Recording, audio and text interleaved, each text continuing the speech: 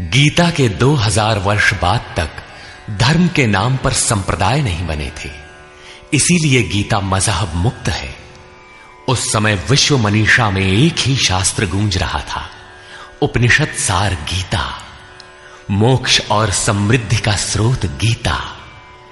शास्त्र पढ़ने की अपेक्षा उसका श्रवण अधिक लाभदायक है, क्योंकि उच्चारण की शुद्धता इत्यादि में एकाग्रता बंट जाती है। इसीलिए सरल भाषा में रूपांतरित यथार्थ गीता की ये कैसेट आपकी सेवा में प्रस्तुत है। इनके श्रवण से बच्चे बच्चे में, पास पड़ोस में परमात्मा के शुभ संस्कारों का संचार होगा। आपके घर आंगन का वायुमंडल भी तपोभूमि सा सुरभित हो उठेगा।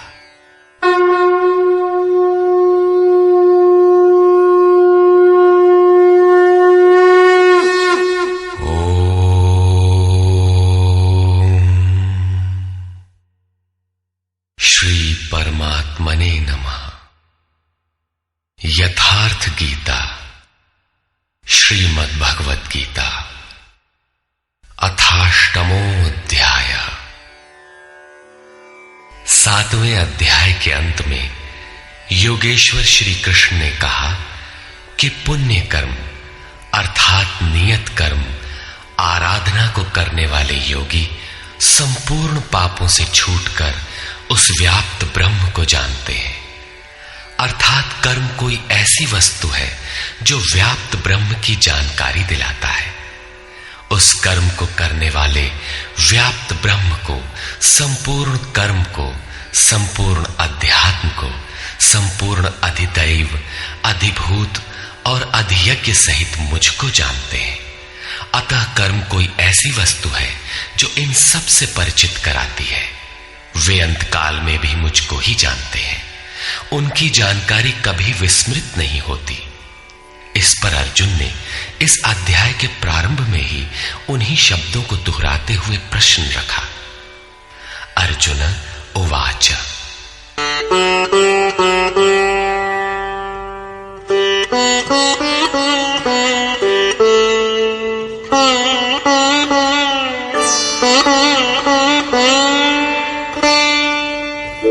किम तद्ब्रह्म किमध्यात्मम् किम कर्म पुरुषोत्तम अधिभूतं च किम प्रोक्तम् अधिदैवं किमुच्यते।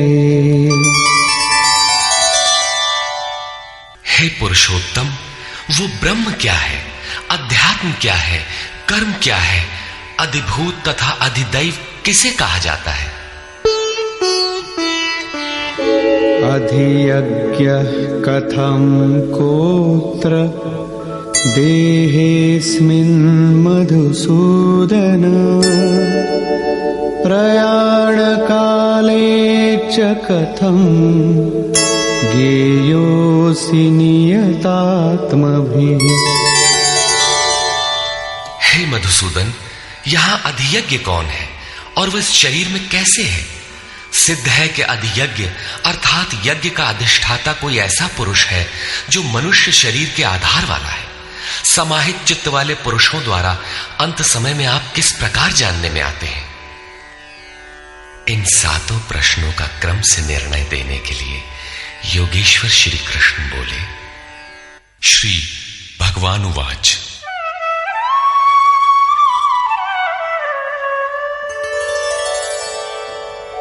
अक्षरं ब्रह्म परमं स्वभावोऽध्यात्ममुच्यते भूतभावोद्भवकरो विसर्गः कर्म संज्ञितः।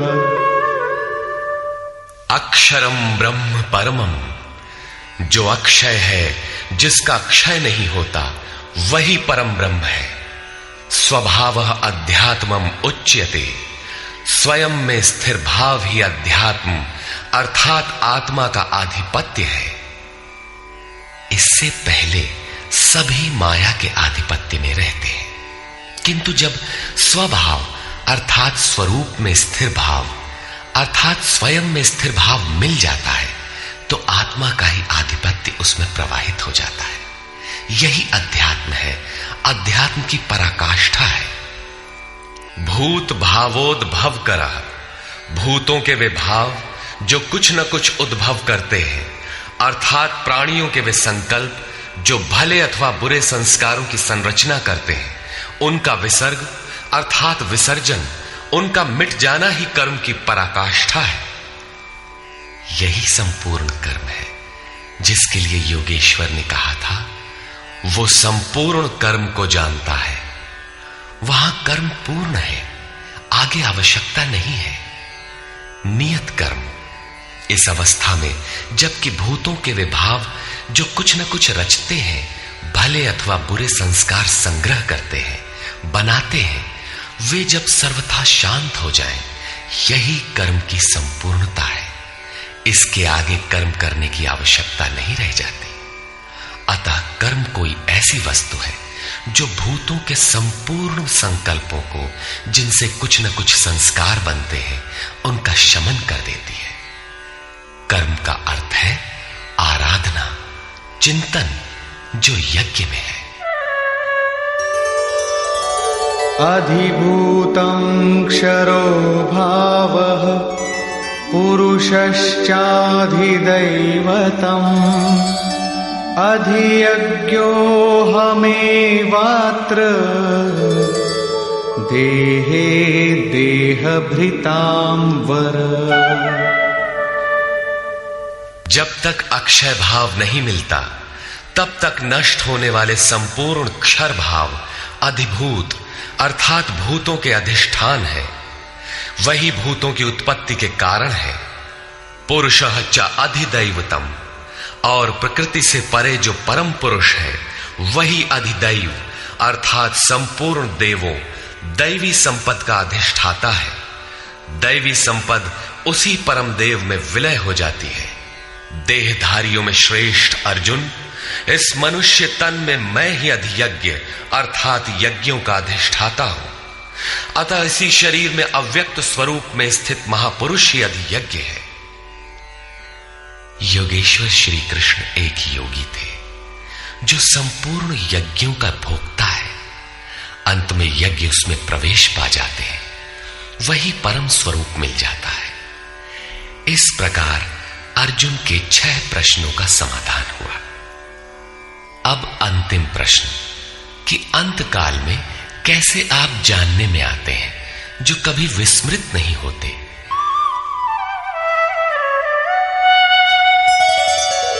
अंतकाले च मामेव स्मरन् मुक्त्वा कलेवरम् यः प्रयाति समद्भावम् याति नास्त्यत्र संशयः। योगेश्वर श्री कृष्ण कहते हैं, जो पुरुष अंतकाल में अर्थात मन के निरोध और विलय काल में मेरा ही स्मरण करते हुए शरीर के संबंध को छोड़ अलग हो जाता है, वो मद्भावम साक्षात मेरे स्वरूप को प्राप्त होता है। इसमें संशय नहीं है। शरीर का निधन शुद्ध अंतकाल नहीं है। मरने के बाद भी शरीरों का क्रम पीछे लगा रहता है। संचित संस्कारों की सतह के मिट जाने के साथ ही मन का निरोध हो जाता है, और वो मन भी जब विलय हो जाता है तो वहीं पर अंतकाल है, जिसके बाद शरीर धारण नहीं करना पड़ता। ये क्रियात्मक है, केवल कहने से वार्ता क्रम से समझ में नहीं आता। जब तक वस्त्रों की तरह शरीर का परिवर्तन हो रहा है तब तक शरीरों का अंत कहां हुआ। मन के निरोध और निरुद्ध मन के भी विलय काल में जीते जी शरीर के संबंधों का विच्छेद हो जाता है। यदि मरने के बाद ही यह स्थिति मिलती तो श्री कृष्ण भी पूर्ण नहीं होते। उन्होंने कहा कि अनेक जन्म के अभ्यास से प्राप्ति वाला ज्ञानी साक्षात मेरा स्वरूप है। मैं वह हूं और वह मुझ में है। लेश मात्र भी उसमें और मुझ में अंतर नहीं है। यह जीते जी प्राप्ति है। जब फिर कभी शरीर न मिले वहीं शरीरों का अंत है। ये तो वास्तविक शरीरांत का चित्रण हुआ, जिसके पश्चात जन्म नहीं लेना पड़ता है। दूसरा शरीरांत मृत्यु है, जो लोक प्रचलित है, किंतु इस शरीरांत के पश्चात पुनः जन्म लेना पड़ता है।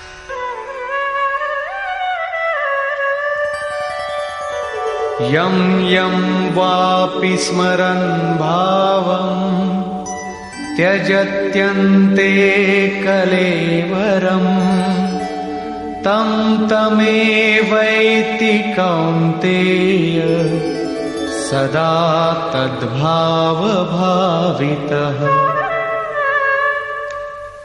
कौन्तेय, मृत्यु के समय मनुष्य जिस भी भाव को स्मरण करता हुआ शरीर को त्यागता है, उसको ही प्राप्त होता है।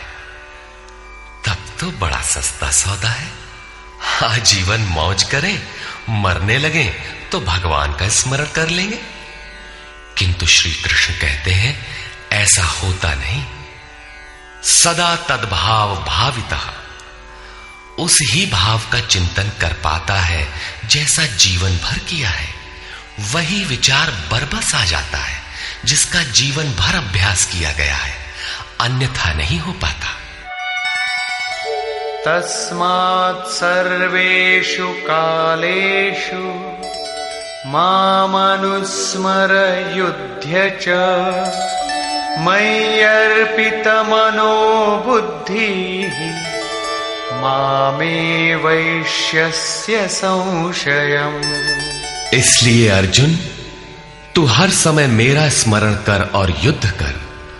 मुझ में अर्पित मन और बुद्धि से युक्त होकर तो निसंदेह मुझे ही प्राप्त होगा। निरंतर चिंतन और युद्ध एक साथ कैसे संभव है? हो सकता है कि निरंतर चिंतन और युद्ध का यही स्वरूप हो कि जय कन्हैया लाल की, जय भगवान की कहते रहें और बाण चलाते रहें। किंतु स्मरण का स्वरूप अगले श्लोक में स्पष्ट करते हुए योगेश्वर कहते हैं,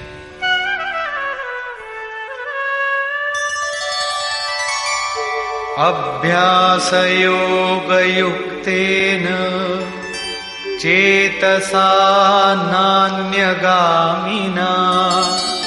परमं पुरुषं दिव्यं याति पार्थानुचिन्तयन्। हे पार्थ, उस स्मरण के लिए योग के अभ्यास से युक्त हुआ, अर्थात मेरा चिंतन और योग का अभ्यास पर्याय है।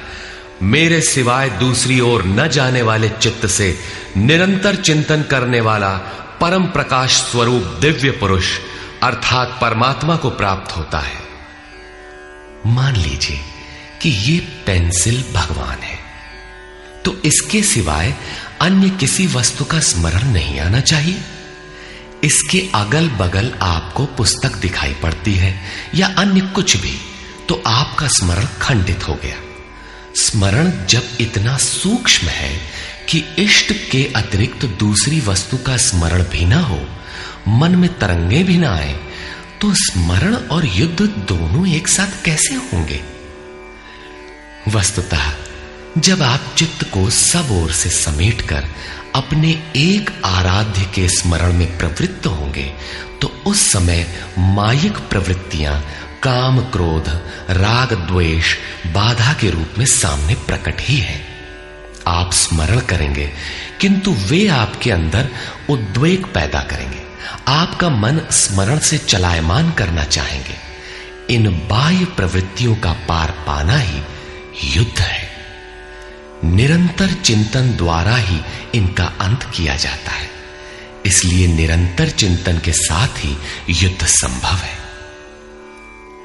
गीता का एक भी श्लोक बाह्य मारकाट का समर्थन नहीं करता।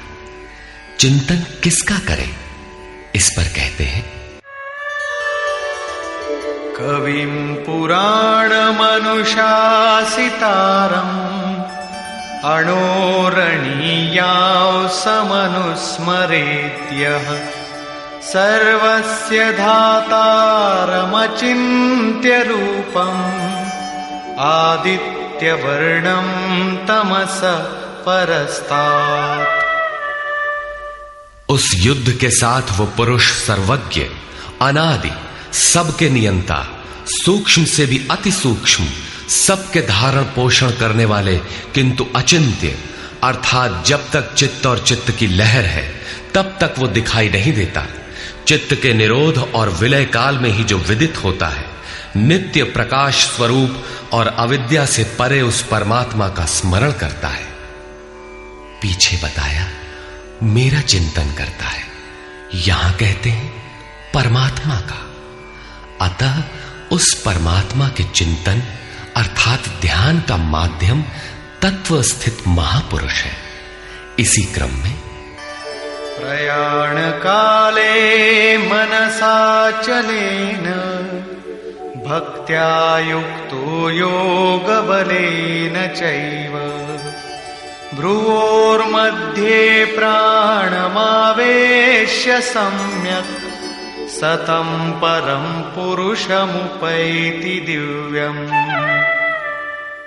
जो निरंतर उस परमात्मा का स्मरण करता है वो भक्ति युक्त पुरुष प्रयाण काले, मन के विलीन अवस्था काल में योग बल से अर्थात उसी नियत कर्म के आचरण द्वारा भ्रिकुटी के मध्य में प्राण को भली प्रकार स्थापित करके अर्थात प्राण अपान को भली प्रकार सम करके न अंदर से उद्वेग पैदा हो न बाह्य संकल्प कोई लेने वाला हो, सत रज तम भली प्रकार शांत हो, सुरत इष्ट में ही स्थित हो, उस काल में वो अचल मन अर्थात स्थिर बुद्धि वाला पुरुष उस दिव्य पुरुष परमात्मा को प्राप्त होता है।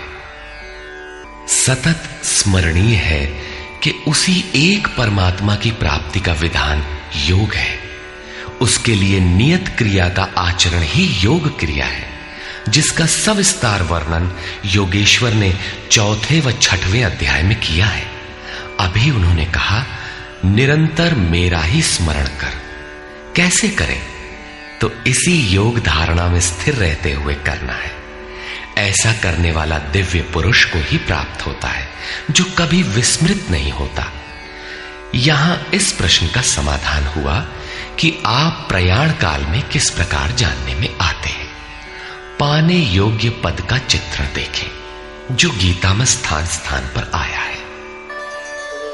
यदक्षरं वेदविदो वदन्ति विशन्ति यद्यतयो वीतरागाः यदिच्छन्तो ब्रह्मचर्यं चरन्ति तत्ते पदं संग्रहेण प्रवक्ष्ये।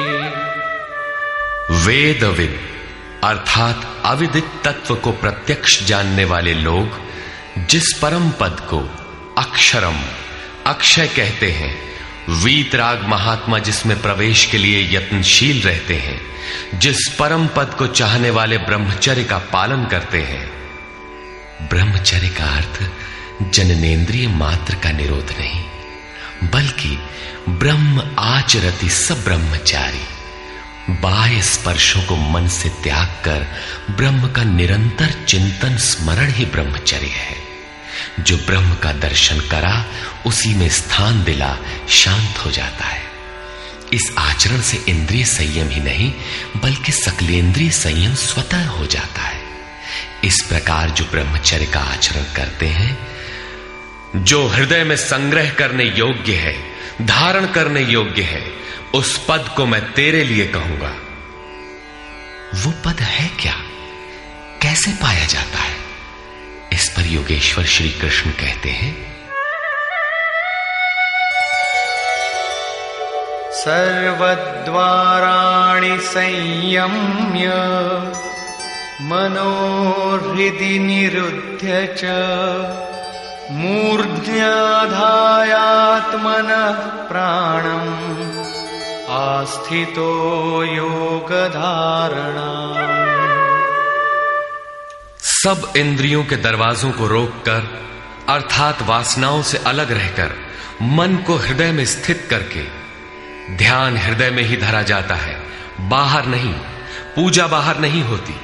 और प्राण अर्थात अंतःकरण के व्यापार को मस्तिष्क में निरोध कर योग धारणा में स्थित होकर योग को धारण किए रहना है, दूसरा तरीका नहीं है। इस प्रकार स्थित होकर ओमित्येकाक्षरं ब्रह्म व्याहरन् मामनुस्मरन् यः प्रयाति त्यजन् देहं स याति परमां गतिम्। जो पुरुष ओम इति ओम इतना ही जो अक्षय ब्रह्म का परिचायक है, उसका जाप तथा मेरा स्मरण करता हुआ शरीर का त्याग कर जाता है, वो पुरुष परम गति को प्राप्त होता है। श्री कृष्ण एक योगेश्वर परम तत्व में स्थित महापुरुष सद्गुरु थे। योगेश्वर श्री कृष्ण ने बताया कि ओम अक्षय ब्रह्म का परिचायक है, तू उसका जप कर और ध्यान मेरा कर। प्राप्ति के हर महापुरुष का नाम वही होता है जिसे वो प्राप्त है, इसलिए नाम ओम का बताया और रूप अपना। योगेश्वर ने कृष्ण कृष्ण जपने का निर्देश नहीं दिया। कालांतर में भावुकों ने उनका भी नाम जपना आरंभ कर दिया और अपनी श्रद्धा के अनुसार उसका फल भी पाते हैं। जैसा कि मनुष्य की श्रद्धा जहां टिक जाती है, वहां मैं ही उसकी श्रद्धा को पुष्ट करता तथा मैं ही फल का विधान भी करता हूं। श्री कृष्ण ओम पर बल देते हैं। ओहम स ओम, अर्थात वो सत्ता मेरे भीतर है। ये ओम भी उस परम सत्ता का परिचय देकर शांत हो जाता है। वास्तव में उस प्रभु के अनंत नाम है, किंतु जप के लिए वही नाम सार्थक है जो छोटा हो, श्वास में ढल जाए और एक परमात्मा का ही बोध कराता हो। उससे भिन्न अनेक देवी देवताओं की अविवेकपूर्ण कल्पना में उलझाकर लक्ष्य से दृष्टि न हटाते। प्रारंभिक साधक नाम तो जपते हैं, किंतु महापुरुष के स्वरूप का ध्यान करने में हिचकते हैं। वे अपनी अर्जित मान्यताओं का पूर्वाग्रह छोड़ नहीं पाते। वे किसी अन्य देवता का ध्यान करते हैं जिसका योगेश्वर श्री कृष्ण ने निषेध किया है। अतः पूर्ण समर्पण के साथ किसी अनुभवी महापुरुष की शरण लें। पुण्य पुरुषार्थ सबल होते ही कुतर्कों का शमन और यथार्थ क्रिया में प्रवेश मिल जाएगा। योगेश्वर श्री कृष्ण के अनुसार इस प्रकार ओम के जप और परमात्म स्वरूप सद्गुरु के स्वरूप का निरंतर स्मरण करने से मन का निरोध और विलय हो जाता है और उसी क्षण शरीर के संबंध का त्याग हो जाता है। केवल मरने से शरीर पीछा नहीं छोड़ता। अनन्यचेता सततम यो मां स्मरति नित्यशः तस्याहं सुलभः पार्थ नित्ययुक्तस्य योगिनः। मेरे अतिरिक्त और कोई चित्त में है ही नहीं। उस अन्य किसी का चिंतन न करता हुआ अर्थात अनन्य चित्त से स्थिर हुआ जो अनवरत मेरा स्मरण करता है, उस नित्य मुझसे युक्त योगी के लिए मैं सुलभ हूं। आपके सुलभ होने से क्या मिलेगा? मामुपेत्य पुनर्जन्म दुःखालयमशाश्वतम् नाप्नुवन्ति महात्मानः संसिद्धिं परमां गताः। मुझे प्राप्त कर वे दुखों के स्थान स्वरूप क्षणभंगुर पुनर्जन्म को प्राप्त नहीं होते, बल्कि परम सिद्धि को प्राप्त होते हैं। अर्थात मुझे प्राप्त होना अथवा परम सिद्धि को प्राप्त होना एक ही बात है।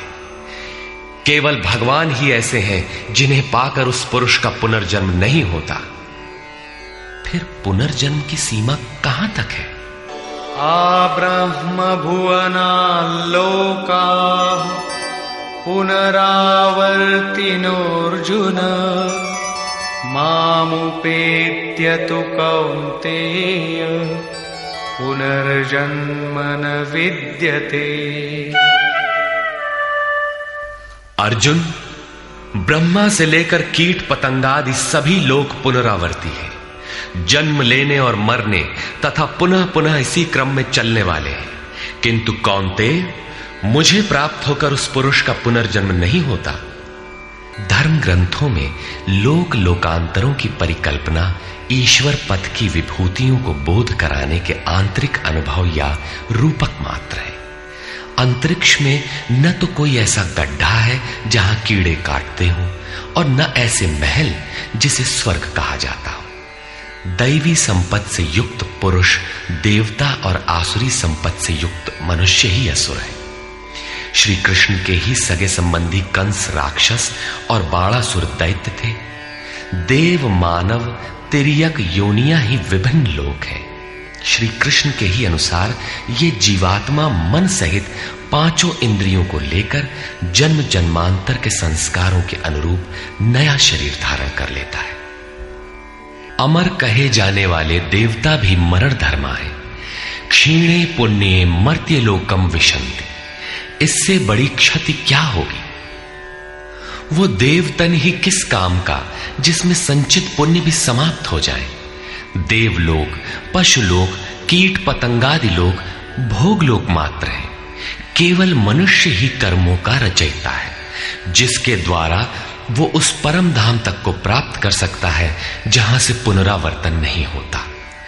यथार्थ कर्म का आचरण करके मनुष्य देवता बन जाए, ब्रह्मा की स्थिति प्राप्त कर ले, किंतु वो पुनर्जन्म से तब तक नहीं बच सकता जब तक कि मन के निरोध और विलय के साथ परमात्मा का साक्षात्कार करके उसी परम भाव में स्थित न हो जाए। उसका पुनर्जन्म नहीं होना है, किंतु इस अव्यक्त स्थिति से पूर्व जब तक उसके पास अपनी बुद्धि है, जब तक वो ब्रह्मा है, वो पुनर्जन्म की परिधि में ही है। इन्हीं तथ्यों पर प्रकाश डालते हुए योगेश्वर श्री कृष्ण कहते हैं,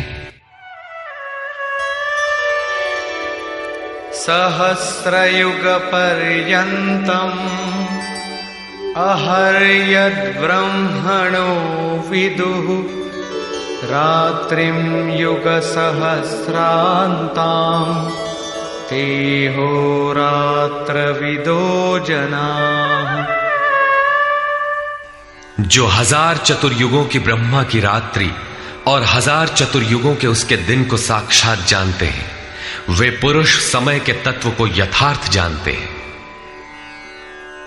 प्रस्तुत श्लोक में दिन और रात विद्या और अविद्या के रूपक हैं।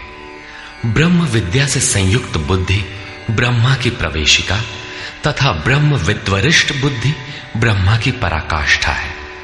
विद्या से संयुक्त बुद्धि ही ब्रह्मा का दिन है। जब विद्या कार्यरत होती है उस समय योगी स्वरूप की ओर अग्रसर होता है। अंतःकरण की सहस्रों प्रवृत्तियों में ईश्वरीय प्रकाश का संचार हो उठता है। इस प्रकार अविद्या की रात्रि आने पर अंतःकरण की सहस्रों प्रवृत्तियों में माया का द्वंद्व प्रवाहित होता है। प्रकाश और अंधकार की यहीं तक सीमा है। इसके पश्चात न तो अविद्या रह जाती है और न विद्या ही। वो परम तत्व परमात्मा विदित हो जाता है।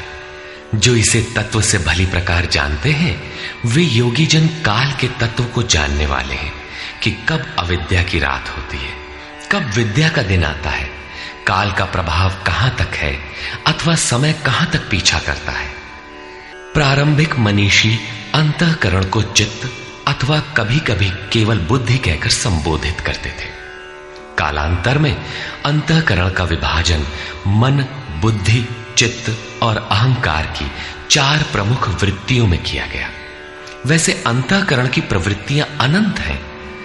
बुद्धि के अंतराल में ही अविद्या की रात्रि होती है और उसी बुद्धि में विद्या का दिन भी होता है। यही ब्रह्मा की रात्रि और दिन है। जगत रूपी रात्रि में सभी जीव अचेत पड़े हैं।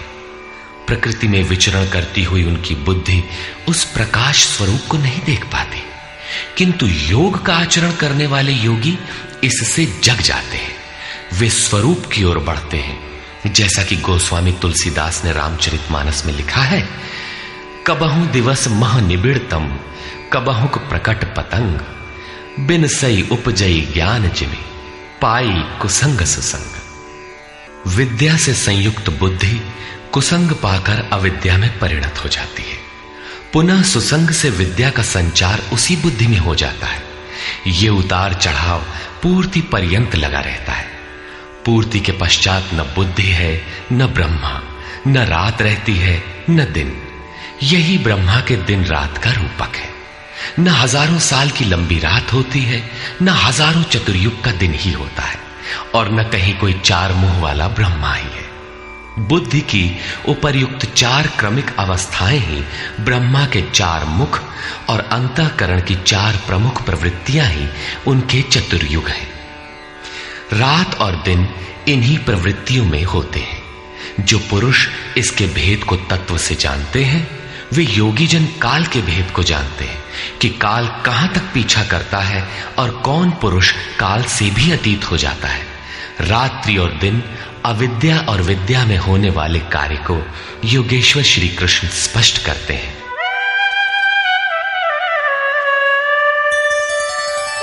अव्यक्ताद् व्यक्तयः सर्वाः प्रभवन्त्यः रागमे, रात्र्यागमे प्रलीयन्ते, तत्रैवाव्यक्त संज्ञके।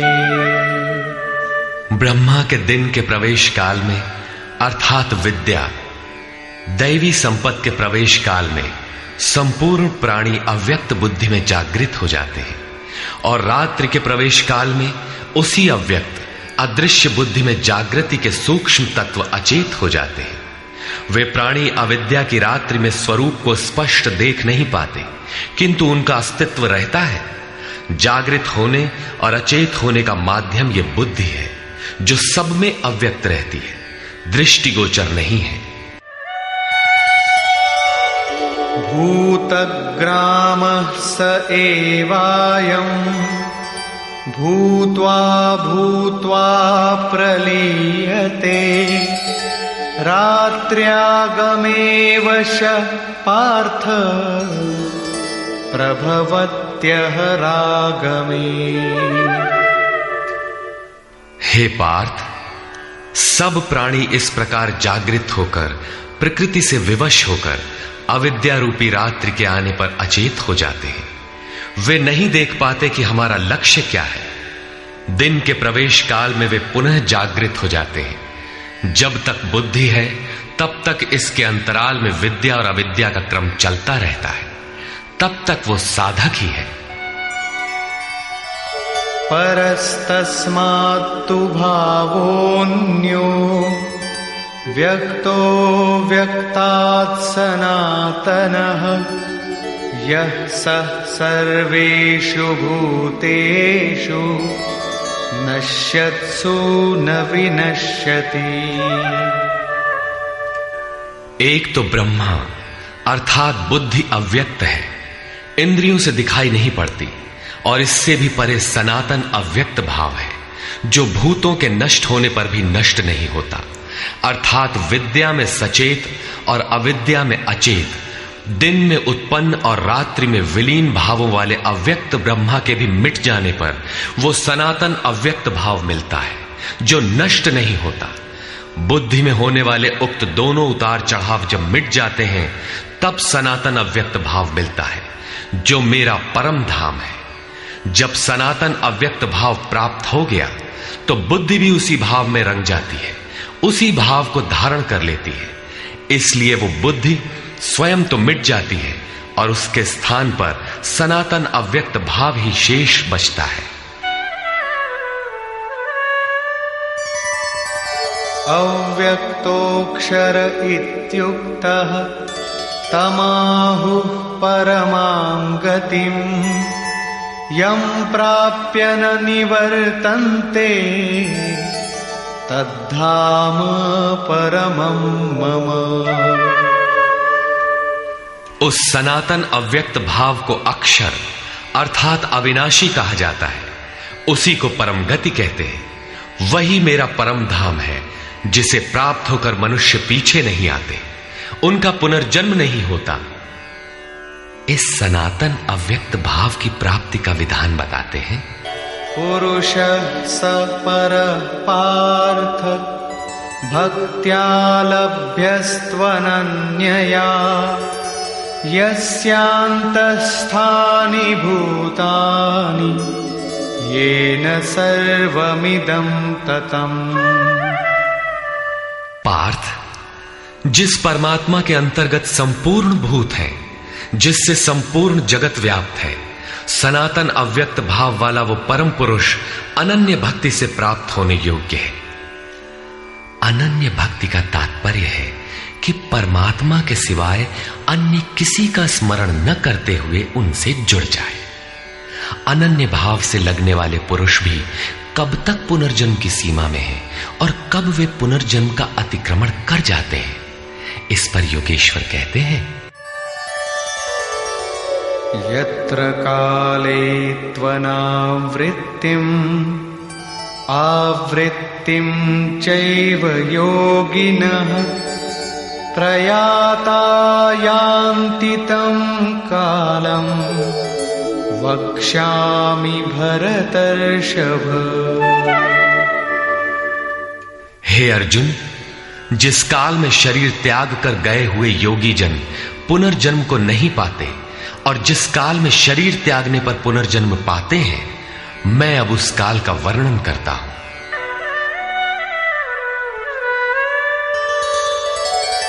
अग्निर्ज्योतिरः शुक्लः षण्मासा उत्तरायणम् तत्र प्रयाता गच्छन्ति ब्रह्म ब्रह्मविदो जनाः। शरीर संबंध का त्याग करते समय जिसके समक्ष ज्योतिर्मय अग्नि जल रहा हो, दिन का प्रकाश फैला हो, सूर्य चमक रहा हो, शुक्ल पक्ष का चंद्र बढ़ रहा हो, उत्तरायण का निरभ्र और सुंदर आकाश हो, उस काल में प्रयाण करने वाले ब्रह्मवेत्ता योगी जन ब्रह्म को प्राप्त होते हैं। अग्नि ब्रह्म तेज का प्रतीक है, दिन विद्या का प्रकाश है, शुक्ल पक्ष निर्मलता का द्योतक है, विवेक, वैराग्य, शम, दम, तेज और प्रज्ञा ये षडैश्वर्य ही षण्मास है। ऊर्ध्व रेता स्थिति ही उत्तरायण है। प्रकृति से सर्वथा परे इस अवस्था में जाने वाले ब्रह्मवेत्ता योगी जन ब्रह्म को प्राप्त होते हैं। उनका पुनर्जन्म नहीं होता, किंतु अनन्य चित्त से लगे हुए योगी जन यदि इस आलोक को प्राप्त नहीं कर पाए, जिनकी साधना अभी पूर्ण नहीं, उनका क्या होता है, इस पर कहते हैं। धूमो रात्रिस्तथा कृष्णः षण्मासा दक्षिणायनम् तत्र चान्द्रमसं ज्योतिः योगी प्राप्य निवर्तते। जिसके प्रयाण काल में धुआं फैल रहा हो, योगाग्नि हो, अग्नि यज्ञ प्रक्रिया में पाए जाने वाले अग्नि का स्वरूप है, किंतु धुएं से आच्छादित हो, अविद्या की रात्रि हो, अंधेरा हो, कृष्ण पक्ष का चंद्रमा क्षीण हो रहा हो, कालिमा का बाहुल्य हो, षड विकारों अर्थात काम, क्रोध, लोभ, मोह, मद और मत्सर से युक्त दक्षिणायन अर्थात बहिर्मुखी हो, जो परमात्मा के प्रवेश से अभी बाहर है, उस योगी को पुनः जन्म लेना पड़ता है। तो क्या शरीर के साथ उस योगी की साधना नष्ट हो जाती है? इस पर योगेश्वर श्री कृष्ण कहते हैं। शुक्ल कृष्णे गति हेते जगतः शाश्वते मते एकया यात्यनावृत्तिम् अन्यया वर्तते पुनः। उपर्युक्त शुक्ल और कृष्ण दोनों प्रकार की गतियां जगत में शाश्वत हैं, अर्थात साधन का कभी विनाश नहीं होता। एक अर्थात शुक्ल अवस्था में प्रयाण करने वाला पीछे न आने वाली परम गति को प्राप्त होता है, और दूसरी अवस्था में जिसमें क्षीण प्रकाश तथा अभी कालिमा है, ऐसी अवस्था को गया हुआ पीछे लौटता है, जन्म लेता है। जब तक पूर्ण प्रकाश नहीं मिलता तब तक उसे भजन करना है। प्रश्न पूर्ण हुआ। अब इसके लिए साधन पर पुनः बल देते हैं।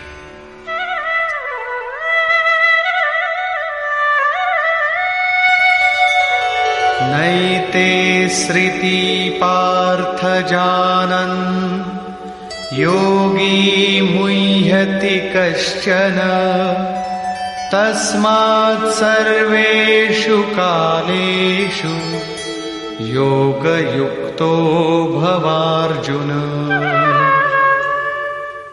हे पार्थ, इस प्रकार इन मार्गों को जानकर कोई भी योगी मोहित नहीं होता। वो जानता है कि पूर्ण प्रकाश पा लेने पर ब्रह्म को प्राप्त होगा और क्षीण प्रकाश रहने पर भी पुनर्जन्म में साधन का नाश नहीं होता। दोनों गतियां शाश्वत हैं। अतः अर्जुन, तो सब काल में योग से युक्त हो, अर्थात निरंतर साधन कर। वेदेषु यज्ञेषु तपस्सु चैव दानेषु यत् पुण्यफलं प्रदिष्टम् अत्येति तत्सर्वमिदं विदित्वा योगी परं स्थानमुपैति चाद्यम्। इसको साक्षात्कार सहित जानकर, मानकर नहीं, योगी वेद, यज्ञ, तप और दान के पुण्य फलों का निसंदेह अतिक्रमण कर जाता है और सनातन परम पद को प्राप्त होता है।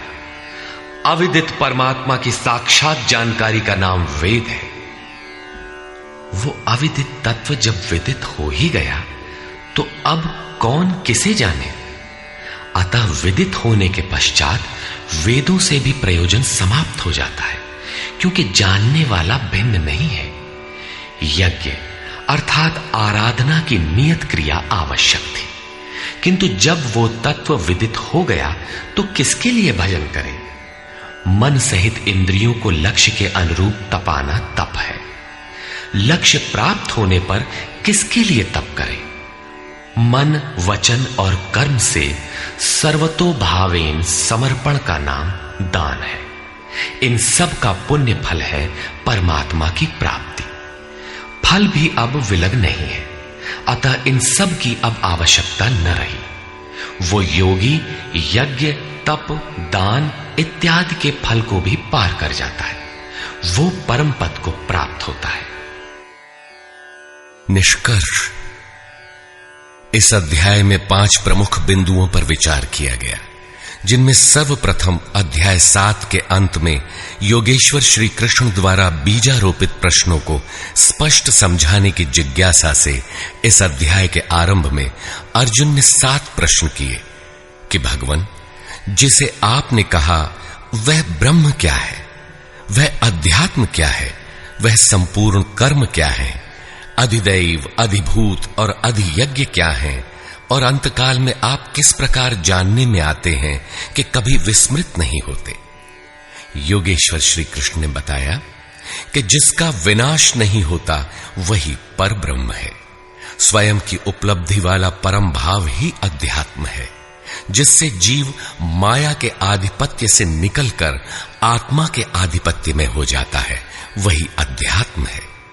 और भूतों के वे भाव जो शुभ अथवा अशुभ संस्कारों को उत्पन्न करते हैं, उन भावों का रुक जाना, विसर्ग, मिट जाना ही कर्म की संपूर्णता है। इसके आगे कर्म करने की आवश्यकता नहीं रह जाती। अतः कर्म कोई ऐसी वस्तु है जो संस्कारों के उद्गम को ही मिटा देता है। इसी प्रकार क्षर भाव अधिभूत हैं, अर्थात नष्ट होने वाले ही भूतों को उत्पन्न करने में माध्यम है। वे ही भूतों के अधिष्ठाता हैं। परम पुरुष ही अधिदैव है, उसमें दैवी संपद विलीन होती है। इस शरीर में अधियज्ञ मैं ही हूं, अर्थात जिसमें यज्ञ विलय होते हैं वह मैं हूं। यज्ञ का अधिष्ठाता हूं, वह मेरे स्वरूप को ही प्राप्त होता है, अर्थात श्री कृष्ण एक योगी थे। अधियज्ञ कोई ऐसा पुरुष है जो इस शरीर में रहता है, बाहर नहीं। अंतिम प्रश्न कि अंत समय में आप किस प्रकार जानने में आते हैं। उन्होंने बताया कि जो मेरा निरंतर स्मरण करते हैं, मेरे सिवाय किसी दूसरे विषय वस्तु का चिंतन नहीं आने देते और ऐसा करते हुए शरीर का संबंध त्याग देते हैं, वे मेरे साक्षात स्वरूप को प्राप्त होते हैं, जिसे अंत में ही वही प्राप्त रहता है। शरीर की मृत्यु के साथ यह उपलब्धि होती हो ऐसी बात नहीं है। मरने पर ही मिलता तो श्री कृष्ण पूर्ण न होते। अनेक जन्मों में चलकर पाने वाला ज्ञानी उनका स्वरूप न होता। मन का सर्वथा निरोध और निरुद्ध मन का भी विलय ही अंतकाल है, जहां फिर शरीरों की उत्पत्ति का माध्यम शांत हो जाता है। उस समय वह परम भाव में प्रवेश पा जाता है, उसका पुनर्जन्म नहीं होता। इस प्राप्ति के लिए उन्होंने स्मरण का विधान बताया। अर्जुन, निरंतर मेरा स्मरण कर और युद्ध कर, दोनों एक साथ कैसे होंगे? कदाचित ऐसा हो कि जय गोपाल, हे कृष्ण कहते रहें, लाठी भी चलाते रहें। स्मरण का स्वरूप स्पष्ट किया कि योग धारणा में स्थिर रहते हुए मेरे सिवाय अन्य किसी भी वस्तु का स्मरण न करते हुए निरंतर स्मरण कर। जब स्मरण इतना सूक्ष्म है तो युद्ध कौन करेगा? मान लीजिए यह पुस्तक भगवान है, तो इसके अगल बगल की वस्तु, सामने बैठे हुए लोग या अन्य देखी सुनी कोई वस्तु संकल्प में भी न आए, दिखाई न पड़े। यदि दिखाई पड़ती है तो स्मरण नहीं है। ऐसे स्मरण में युद्ध कैसा? वस्तुतः जब आप इस प्रकार निरंतर स्मरण में प्रवृत्त होंगे तो उसी क्षण युद्ध का सही स्वरूप खड़ा होता है। उस समय मायिक प्रवृत्तियां बाधा के रूप में प्रत्यक्ष ही हैं। काम, क्रोध, राग, द्वेष दुर्जय शत्रु हैं। ये शत्रु स्मरण करने नहीं देंगे। इनसे पार पाना ही युद्ध है। इन शत्रुओं के मिट जाने पर ही व्यक्ति परम गति को प्राप्त होता है। इस परम गति को पाने के लिए अर्जुन, तू जप तो ओम का और ध्यान मेरा कर, अर्थात श्री कृष्ण एक योगी थे। नाम और रूप आराधना की कुंजी है। योगेश्वर श्री कृष्ण ने इस प्रश्न को भी लिया कि पुनर्जन्म क्या है, उसमें कौन कौन आते हैं। उन्होंने बताया कि ब्रह्मा से लेकर यावन मात्र जगत पुनरावर्ती है और इन सब के समाप्त होने पर भी मेरा परम अव्यक्त भाव तथा उसमें स्थिति समाप्त नहीं होती। इस योग में प्रविष्ट पुरुष की दो गतियां हैं। जो पूर्ण प्रकाश को प्राप्त षडैश्वर्य संपन्न ऊर्ध्वरेता है, जिसमें लेश मात्र भी कमी नहीं है, वह परम गति को प्राप्त होता है। यदि उस योग कर्ता में लेश मात्र भी कमी है, कृष्ण पक्ष सी कालिमा का संचार है, ऐसी अवस्था में शरीर का समय समाप्त होने वाले योगी को जन्म लेना पड़ता है। वह सामान्य जीव की तरह जन्म मरण के चक्कर में नहीं फंसता, बल्कि जन्म लेकर उससे आगे की शेष साधना को पूरा करता है। इस प्रकार आगे के जन्म में उसी क्रिया से चलकर वह भी वहीं पहुंच जाता है जिसका नाम परम धाम है। पहले भी श्री कृष्ण कह आए हैं कि इसका थोड़ा भी साधन जन्म मरण के महान भय से उद्धार करा के ही छोड़ता है। दोनों रास्ते शाश्वत हैं, अमिट हैं। इस बात को समझकर कोई भी पुरुष योग से चलायमान नहीं होता। अर्जुन, तू योगी बन। योगी वेद, तप, यज्ञ और दान के भी पुण्य फलों का उल्लंघन कर जाता है, परम गति को प्राप्त होता है। इस अध्याय में स्थान स्थान पर परम गति का चित्रण किया गया है, जिसे अव्यक्त, अक्षय और अक्षर कहकर संबोधित किया गया है, जिसका कभी क्षय अथवा विनाश नहीं होता। अतः ओम तत्सदिति श्रीमद् भगवद गीता सूपनिषत्सु ब्रह्म विद्यायाम योग शास्त्रे श्री कृष्ण अर्जुन संवादे अक्षर ब्रह्म योगो नाम अष्टमोऽध्यायः। इस प्रकार स्वामी अड़गड़ानंद कृत श्रीमद् भगवद गीता के भाष्य यथार्थ गीता का 8वां अध्याय